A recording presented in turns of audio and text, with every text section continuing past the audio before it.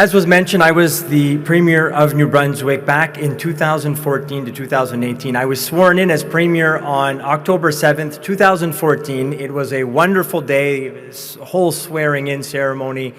My family, my friends, supporters, the teammates were all there, and we celebrated. I got sworn in, and then every day after that, I got sworn at.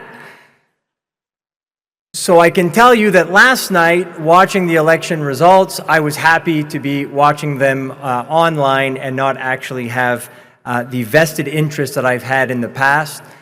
I was thinking a lot about today. Je suis ravi d'être parmi vous. Je suis tellement fier de voir tellement de gens qui sont intéressés à ce sujet.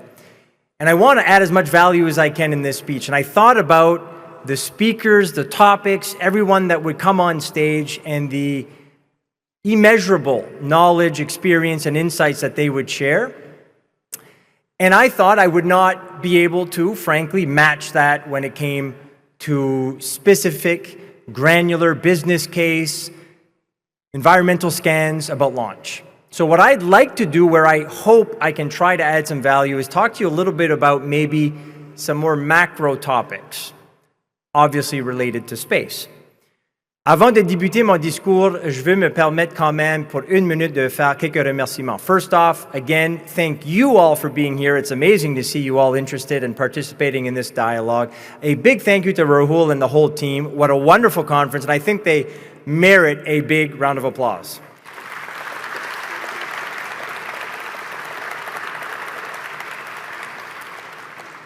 Rahul, a big thank you for also changing the timing of my speech. I have to go to CTV, and I just want to make sure I can be on air live in time to talk about last night's election results. So thank you very much for bearing with me. I'll have to kind of beeline after my speech. So if you'd like to connect with me or Space Canada, you can look us up. You can add me on LinkedIn. Happy to chat about Space Canada. Send me a message. If you ever go to the Moncton Airport, send me a message. I'll go pick you up. But if you want to talk to somebody here right now, Adam in the back there, you can see him waving. He's with Space Canada, and he'd also be happy to chat with you and to tell you all about who we are and what we do. Very quickly, Space Canada is a national organization that does everything it can, simply put, to advance and strengthen the Canadian space ecosystem. We have over 90 members, many of which are Canadian companies, but we also have academia, we have US-based companies, we have companies from other parts of the world and other organizations. And I certainly would invite all of you, if you're interested, to either maybe become a member, come to one of our events, reach out, whatever the case may be. So on to the value that I'm going to try to add here during my speech. I like to do this exercise. I do this for my personal career, my personal life. I do this when I try to think about politics and comment on it. I try to do it when I think about policy. So I'm going to do it with you today. I often like to think about the future and then think about the past as if I'm there. So what I mean, if we were 100 years into the future, what would let's be better here, let's say what would historians, to make sure that it's very fact-based, what would historians look back at in the moments that we're living today, collectively, and what would they say? And what I really like about this exercise, it forces us to only pick a few things, because we shouldn't be so confident that historians in 100 years are going to say more than 3 to 5 things about our time right now. So I find that exercise really interesting, and it kind of focuses on what's really happening for my personal career and life. It focuses on, for me, what's really important. So it's something I'd like to do with you all today. I've thought about this, and I want to play this exercise. So you can all do it on your own. We'll all come up with different answers, but you'll see the thesis I'm coming to. So if we thought 100 years from now, what would they look back on what we're living? Would they talk about the pandemic? Would they talk about systemic inequality? Would they talk about climate change? Would they talk about AI? Would they talk about social media? Would they talk about maybe space and the James Webb Telescope and the amazing contributions that our generation decided to provide to future generations? Would they maybe talk about the Artemis program? Would they maybe talk about the accessibility of space right now? And we all see it as a huge opportunity, but in 100 years, what did it mean for them that this was created now and that this was happening now and how we went about it? I find that exercise really interesting. So all of you do it if you have a minute. Think about what it would be, the 3 to 5 things. But one thing that I know would make the list is indeed the story of the United States. In 100 years, no matter what, at this time, they would look at what's happening with the United States. We can't deny that. We can't pretend that that's not the case. So insert Canada into that story. Would we make one of the bullets? Would we be part of one of the stories of one of the bullets? If I'm to be honest, I'm not sure. I think we could be, and I think we should strive to be, but I'm not sure we currently would be. And I find it interesting to then think about the past. We had a historian on the stage, which is so cool. Very good, very good speaker, very interesting to listen to. So if you think about the past, Canada's pretty lucky and privileged with the relationships we've had. At our inception, we literally had the biggest empire help us be created.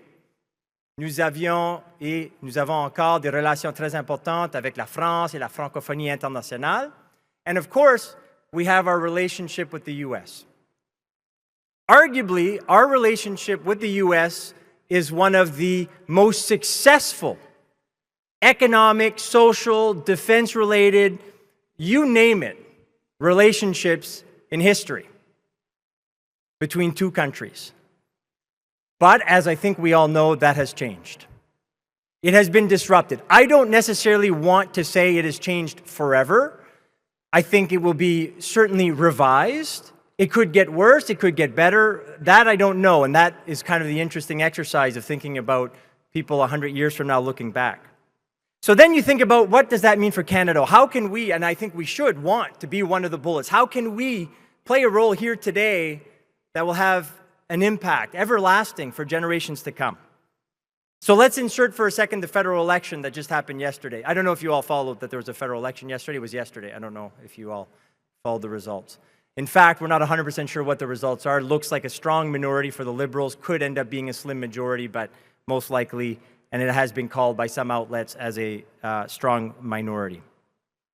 We could think about that election and say, interestingly, it may be one of the better comebacks of a political party that we've seen in a long time, maybe ever in Canada, frankly, when you think about where the Liberal Party was 6 months ago to where it ended up last night. You could think about the fact that the Conservatives actually got an immense percentage of the popular vote without actually forming government and being the opposition. So that's an interesting part of the election. But really, I think if we're honest with ourselves, the part that historians in 100 years will look back on is Trump attacking our sovereignty, attacking our economy.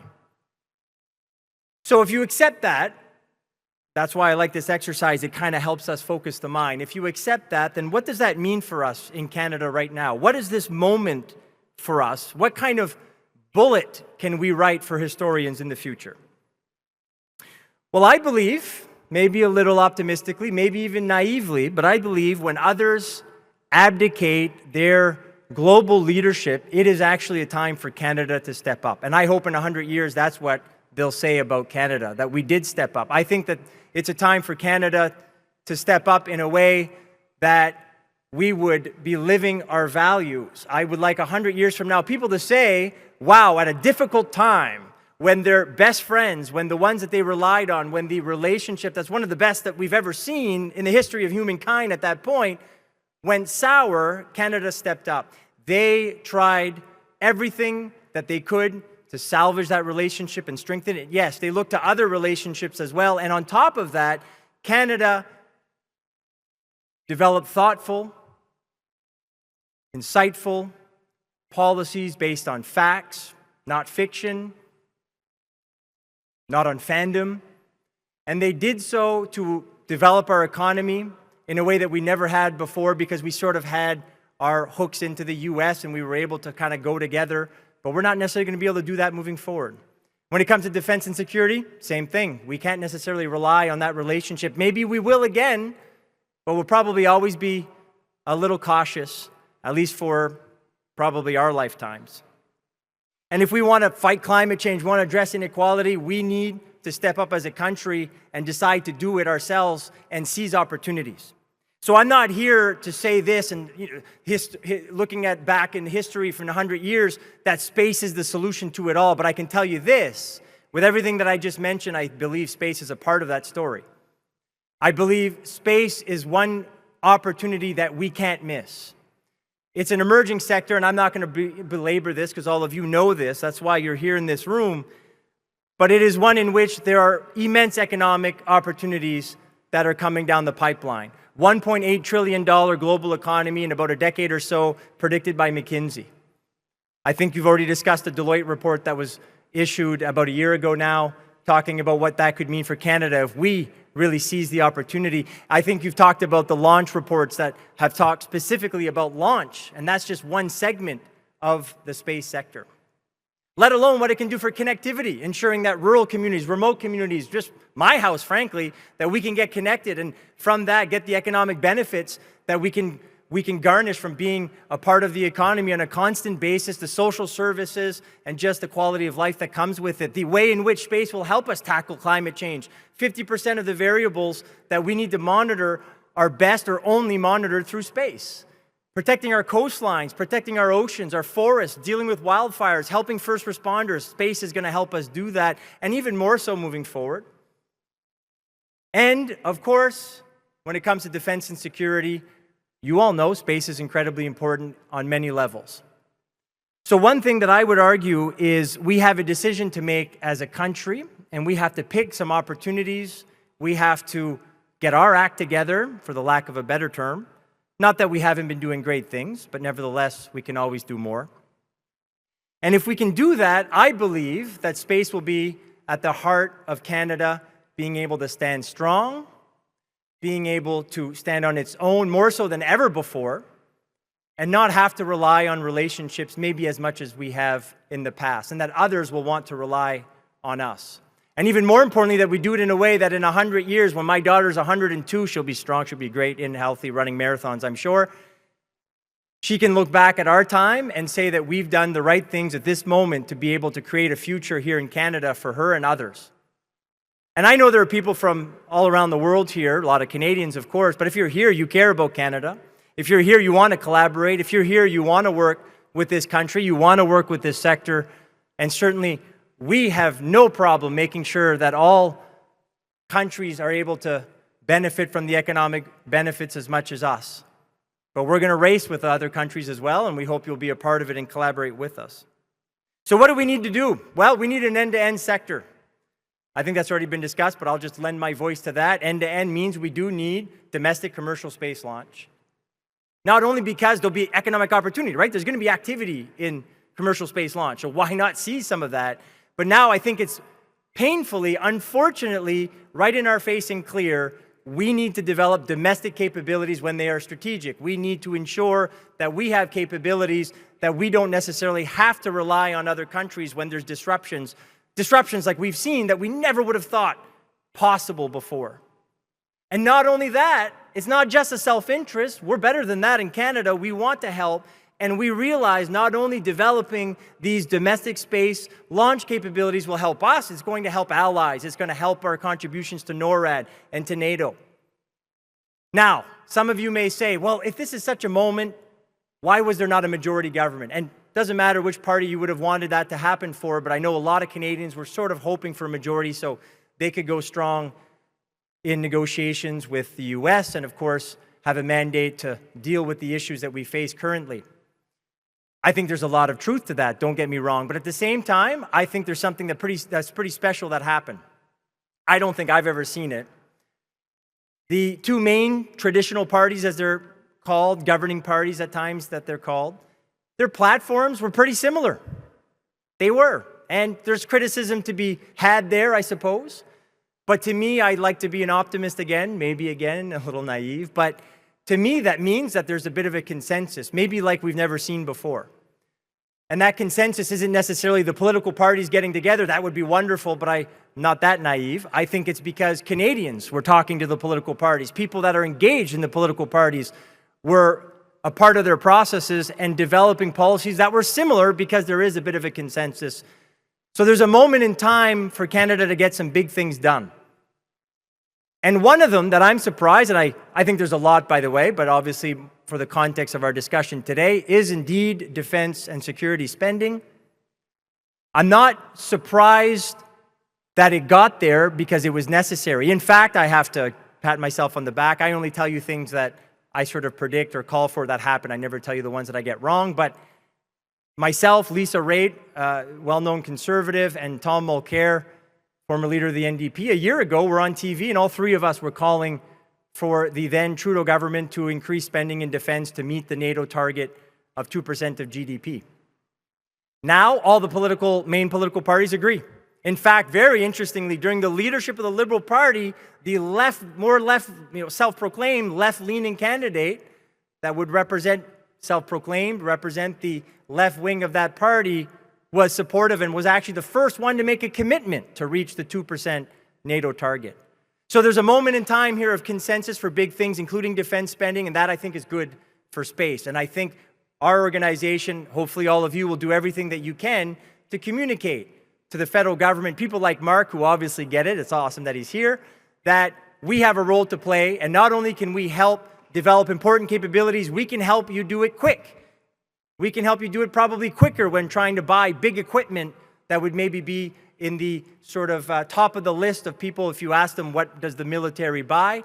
Space capabilities, we believe, can be deployed quicker, helping us reach the 2% target quicker, which will help us, in my humble opinion, mend the relationship a bit with the U.S., no matter who the government would be there, and also help us ensure that we're working with other allies across the globe, allies that we want to forge even closer relationships with, given the disruption of the last few months with our main partner. On that, what can be done very quickly? Enable commercialization, help the private sector play a role in advancing Canada's space ambitions, whether it be on exploration, whether it be on defense and security, whether it be on Earth observation, whatever it is. I can tell you, Mark, I want to add awesome statistics. I'll add SpaceX, according to Harvard Business Review, received 90% of its first $1 billion spend, first $1 billion invested, 90% of it came from NASA and other government entities. I love Mark's point about collaboration. I think that's awesome, and I don't think this is the point he was making. I just want to emphasize. So he completely right to say collaboration is very important and will add many benefits. But of course, funding is a huge way in which the government can help commercialize and help the private sector here in Canada play its role. We need to get our procurement under control here. Every government talks about it. By the way, I obviously can sympathize with politicians. They believe it too, but when they tell you that, right? They're frustrated as well. And I would bet civil servants are frustrated with it. It's a system that is hard to deal with. So I think we have to have some sympathy, but that doesn't mean that we dial down our keenness and dial down the way in which we approach trying to reform procurement. I think we just need to partner with them and figure that out. What can we do as a private sector to help you feel comfortable to get procurement to be quicker, to be more robust, to be able to react to innovations happening throughout industries, but especially one that is so R&D focused as space. And we need to continue to forge international relationships. Everything I just said talks about us getting sort of lifting ourselves by our own bootstraps, yes, but that doesn't mean we're going to go at it alone. We had wonderful relationships since our inception, but you know what? We're also pretty awesome, and people like Canada, and that's a big asset on the international stage. So at no point should we ever abdicate the collaboration that has gotten Canada to where we are today, but we need to go in eyes wide open, realizing that the way in which we relied on a mutually beneficial relationship with the U.S. has certainly changed potentially forever. So with all that, I'd like to continue the conversation that Rahul and his team have started here. I would like to invite you to Space Canada events. We have one on June 4th in Ottawa called Horizons. It's our Outlook event. We have our annual conference in Ottawa as well, November 17th to the 19th, called Spacebound. We'd love to see you there. We'd love to continue the conversation, and we'd love to continue the awareness that things like this create for the general public. So I'm pretty excited because I know it feels daunting to say, what, we're going to write a bullet that historians are going to focus on in 100 years, but I'm convinced that we can. I think we have the building blocks for it. I think there's a moment in time right now here in this country. I see a room filled with amazing Canadians, people that like working with Canadians, maybe even love it, and want to be a part of writing that story. The projected opportunities of space, the opportunities for commercial space launch are well documented. There's no question there, frankly. So the question that remains, will we work together collectively to write a story for Canada that we'll be proud of, that will help generations to come, and that, of course, historians will look back on and say Canada played an immense role in improving the quality of life across the globe. And if you ever doubt that you can't do it, I love this quote. I used to use it in politics all the time. If you ever doubt that you can't make a difference, I want to quote Margaret Mead. Never doubt that a small group of thoughtful, committed citizens can change the world. Indeed, it's the only thing that ever has.